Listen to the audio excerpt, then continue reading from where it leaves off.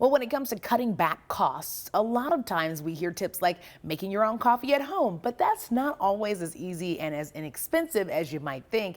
That's why Gordon is back with some ways that we can really try to save at home. So, obviously the way you make it matters, but what are some ways to avoid wasting some of those good beans? Yeah, I was really excited to work on this episode because I'm a big coffee guy. And talking to our experts, we learned that the way you make it matters, like the type of machine that you use. A lot of coffee makers, they're really convenient, but they often don't get the water to the right temperature to get the best extraction of the beans. So we learned that some of the more manual methods like pour overs and French presses, they take a little more work and a little more time, but you're able to control the temperature. You're able to have a lot more control over the extraction, so you get more bang for your buck with those beans. Also, the grind matters. How fine you grind the beans will affect the extraction as well. So you could use less beans if you are able to manipulate the temperature of the water and the right grind of the beans. My goodness, there's so many things to think about. I'm not a coffee drinker. I'm more of a tea drinker. But for my coffee folks,